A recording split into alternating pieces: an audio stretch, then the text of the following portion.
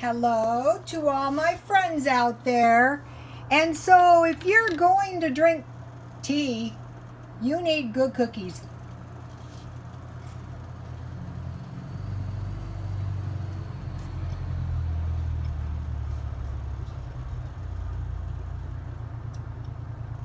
Crunchy on the outside and chewy on the inside. So it took me a while to find this really good oatmeal cookie recipe, and this oatmeal cookie recipe is really good if you want to make chocolate chip oatmeal cookies. So I have some frozen fruit, and here's my teapot. You know, it takes a while to really get them cleaned up because, you know, it was pretty bad.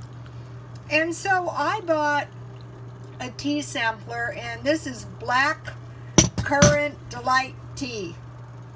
And around Christmas time, I bought this tea sampler, and it was 96 bags of tea, and it has really been the deal. So what I was so mad last night. Okay, on the Irish soda bread, I chopped this up and I put this in the soda bread. I bought these at 99-cent only, no, Dollar Tree. And then so I put these in the cookies too.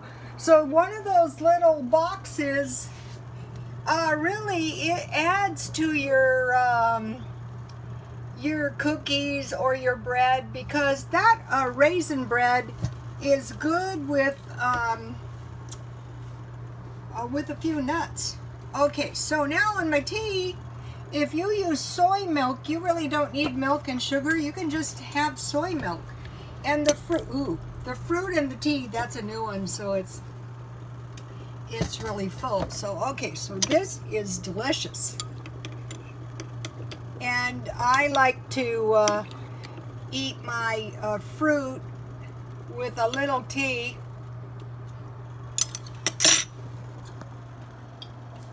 Very important to enjoy life every single day.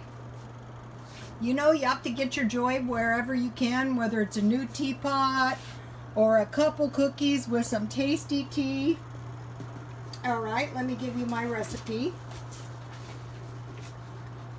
This is an easy recipe. And notice it's everything you have in the stockpile. Flour, baking powder, baking soda, salt, shortening, brown sugar. The brown sugar is really good. You can use half sugar or half brown sugar or all white sugar. Eggs, vanilla, and oatmeal. And one good thing about oatmeal is you can also, just have it for, oatmeal. This is good up here. All right, let me give you one more shot of the ingredients. Okay, so in the stockpile, I'm buying 2 new ones, baking soda and baking powder, salt, pepper, and tea I already have. And I bought about 8 of these various powdered milks. And then I bought this big can of raisins, and I bought shortening. So now let me give you a little peek at my beans. Okay, they're getting there. They're not quite done, about a couple more hours. I think the main thing about beans is don't be in a hurry. And when I'm making beans, I stay put pretty close to the beans, and I stir them to make sure the water is not getting dried up, or, just to check them out. And then, you can test them for salt and pepper. And just one thing about crafts. This is a laminated postcard. I bought this like this, but I have other ones that I made. And these are really nice for little gifts, like at Valentine's. You can use these for bookmarks or little pictures. So, okay, I will be back with one of my crazy cheap dinners. And, one thing, this is about the stockpile.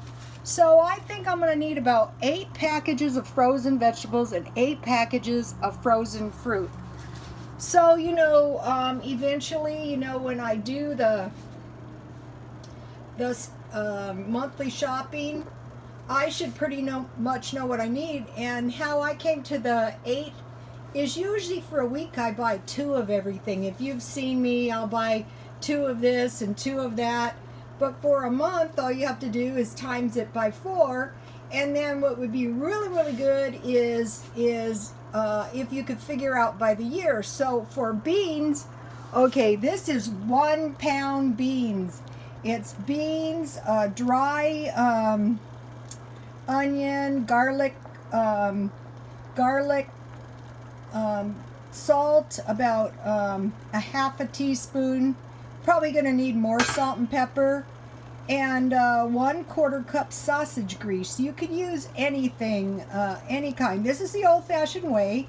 And then you could have it with cornbread or rice, or make bean burritos, or eat it on the side. You know, I used to go out for a steak dinner, and it was steak, beans, and corn on the cob.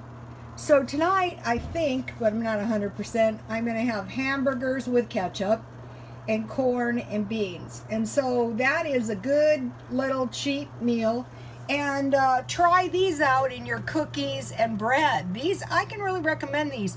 I think I'm going to buy about 8 packages of these because you don't have to measure them out. One is just about perfect for a small batch. This is a half a batch of that cookie recipe. And the thing about making cookies is you can make a big batch and freeze them, but I found it's just easier to make a half batch.